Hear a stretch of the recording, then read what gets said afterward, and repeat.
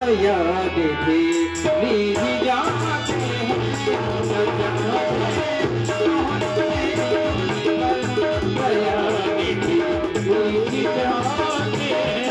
बजाने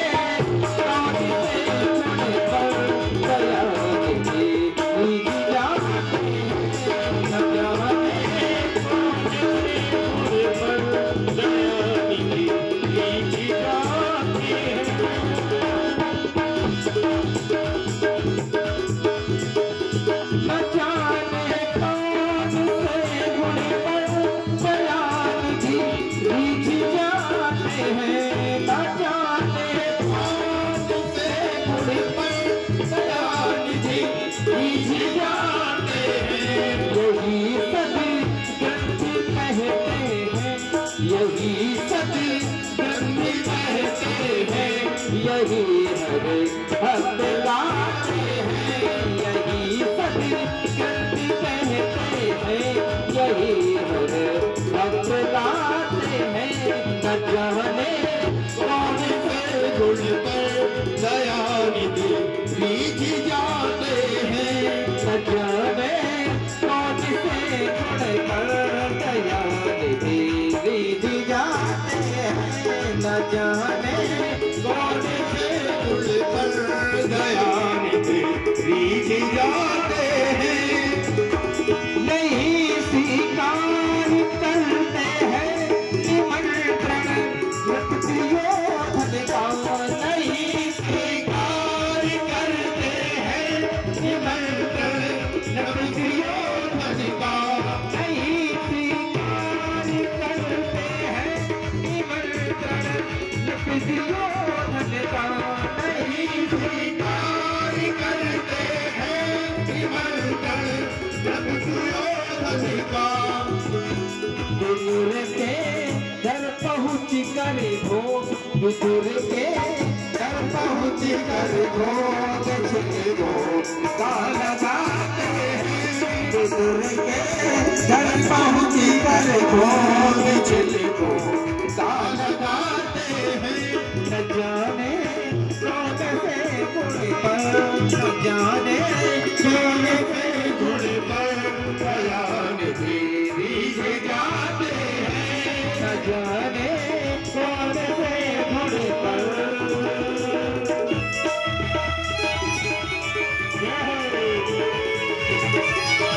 सभी भाव से तालियां बजाएंगे। जय श्री राधे।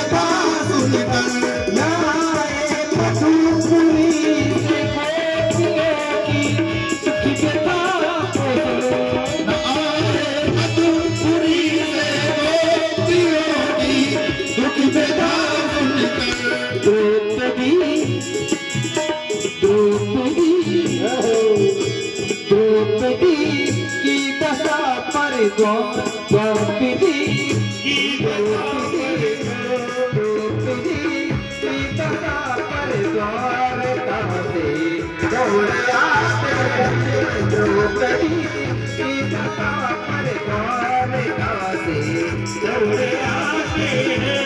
न जाने कौन से गुण पर, न जाने कौन से गुण पर दयानिधि रीझ जाते हैं, न जाने कौन से गुण पर दयानिधि रीझ जाते हैं, न जाने कौन से गुण पर दयानिधि रीझ जाते हैं, न जाने कौन से गुण पर दयानिधि रीझ जाते हैं, न जाने कौन से गुण पर दयानिधि रीझ वृंदावन बिहारी लाल की जय। जय श्री राधे। महाराज हमारा कन्हैया, हमारा माधव, कोई पता नहीं कौन से गुण पर तुम पर प्रसन्न हो जाए, कौन सा गुण उसे अच्छा लग जाए।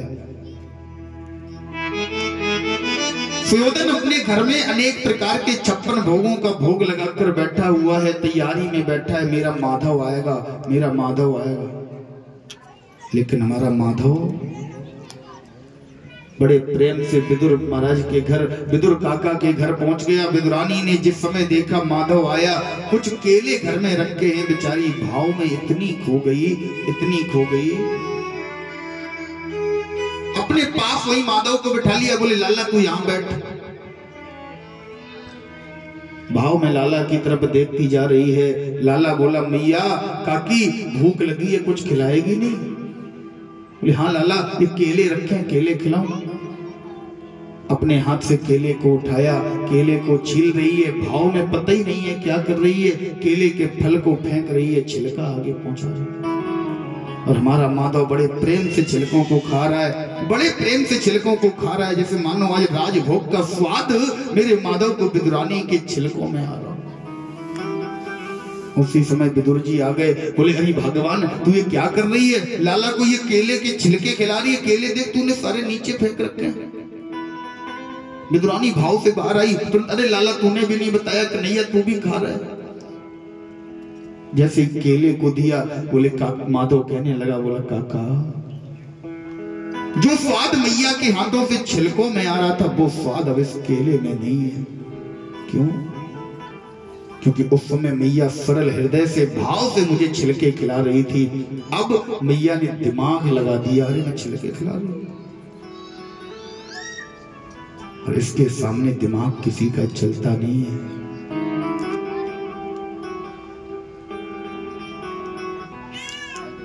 इसलिए इतना बड़ा दिमागी है, इतना बड़ा सौदागर है। हमारी पूज्य पूर्णिमा दीदी कहती हैं ब्रज में, प्यारे सोच समझ के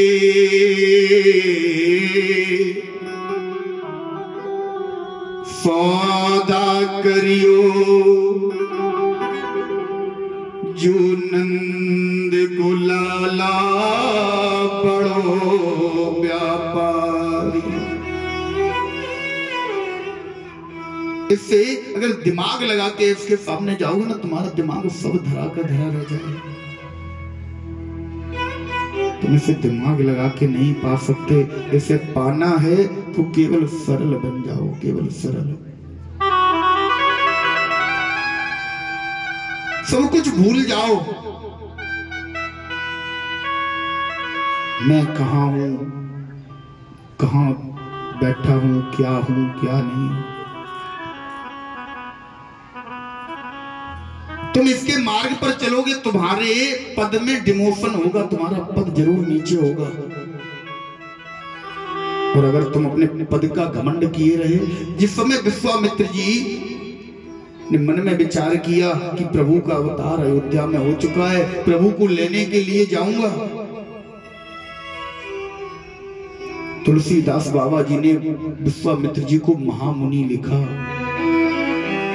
बोले विश्वामित्र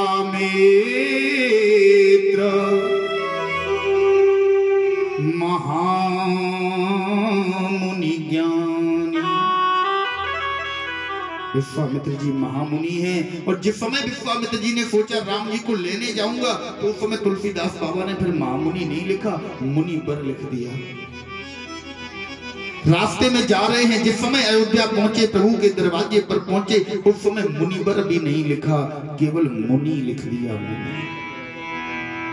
आपके पद घटते जाएंगे, जब इसके रास्ते पर जाओगे अपने पदों की चिंता मत करो, मेरा पद क्या है, इसके सामने तुम्हारा पद क्या है। एक बड़ी सुंदर प्रसंग आता है, बड़ा सुंदर प्रसंग है महाराज। हमारे वृंदावन में एक संत हुए, वो संत भगवान वृंदावन में किसी भी मंदिर में अंदर नहीं गए।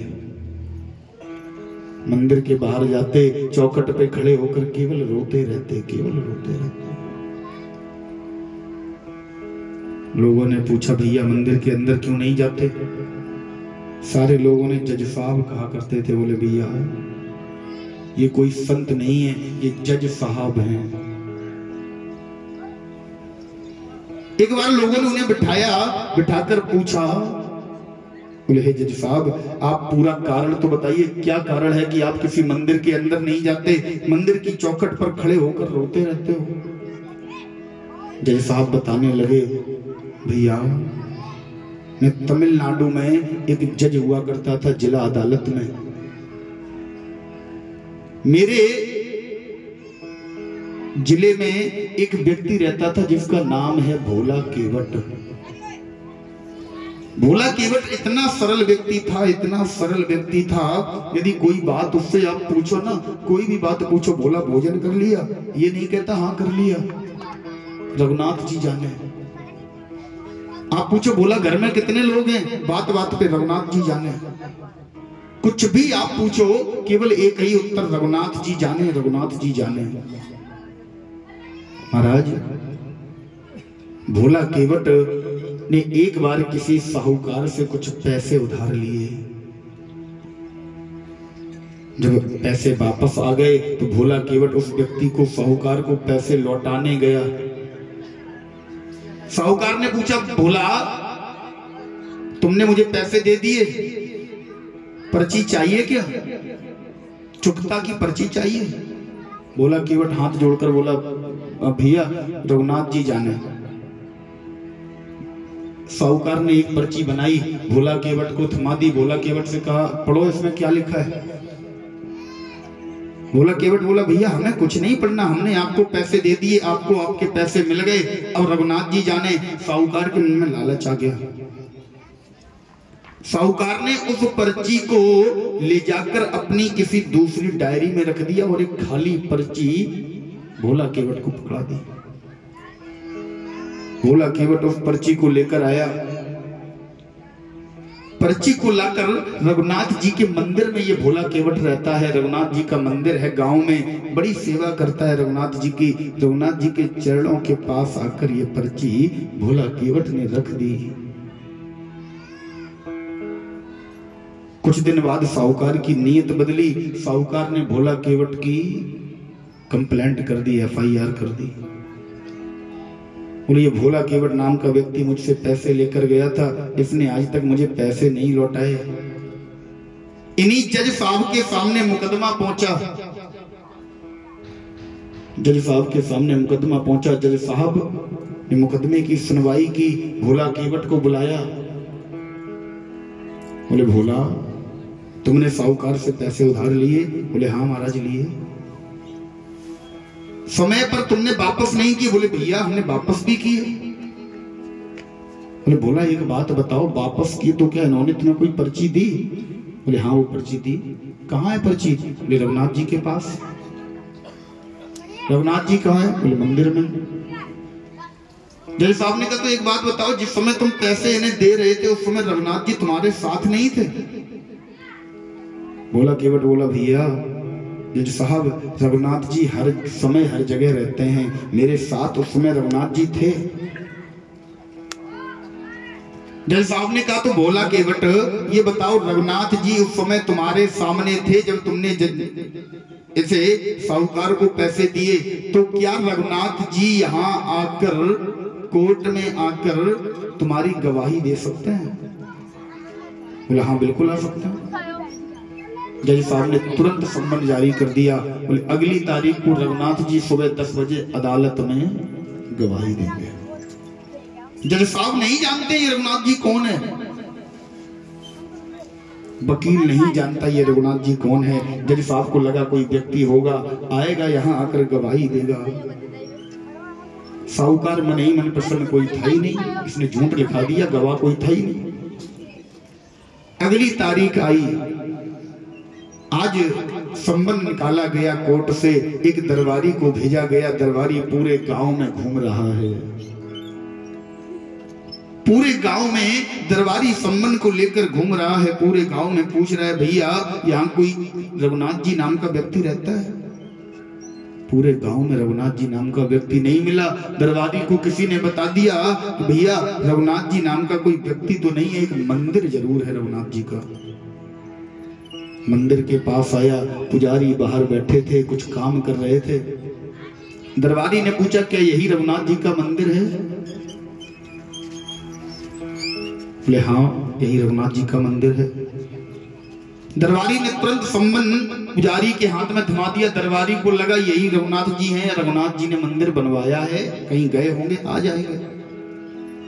पुजारी ने जैसे ही संबंध को खोला, बोले वाह प्रभु, आज तक तुम्हारे लिए कोई फूल लाया, कोई मिष्ठान लाया, कोई माला लाया, कोई वस्त्र लाया, कोई मेवा लाया, तरह तरह के लोग पकवान लेकर आए तुम्हें प्रसन्न करने के लिए। कोई दीपक लाता है, कोई धूप बत्ती लाता है, कोई फल फूल मिष्ठान लाता है। आज पहली बार हुआ है कि तुम्हें प्रसन्न करने के लिए कोई संबंध लाया है। तुम्हें गवाह के रूप में अदालत में बुलाया गया है। अब प्रभु तुमने अपनी इच्छा से इस संबंध को मंगवा लिया है, तुम्हें वापस करने वाला मैं कौन होता हूं? पुजारी ने तुरंत दरबारी की डायरी में साइन कर दिए, संबंध को अपने पास रख लिया। ले जाकर खोलकर जब पढ़ा तो पूरी बात समझ गया। आज प्रभु के चरणों में जहां पर वो पर्ची रखी थी वही संबंध को जाकर रख दिया और प्रार्थना करने लगा, हे प्रभु, केवट ने अदालत में, यदि भोला ने अदालत में तुम्हारा नाम लिखवाया है ना, तो तुम पर बहुत विश्वास करके लिखवाया होगा, बहुत विश्वास किया होगा तुम्हारे ऊपर कि मेरे रघुनाथ जी अदालत में आकर गवाही देंगे। या तो तुम इस संबंध को अपने पास तक मंगवाते नहीं, बुलवाते नहीं, तुमने बुलवाया है, मंगवाया है, तो प्रभु उस केवट की लाज रख लेना। उस केवट को किसी भी प्रकार से अपने ऊपर से भरोसा मत टूटने देना। हे प्रभु, तुम्हें जैसे भी जिस प्रकार से जाना हो, तुम्हें जौन से वस्त्र पहनकर जाने हो वो वस्त्र मैं तुम्हें पहनाऊंगा।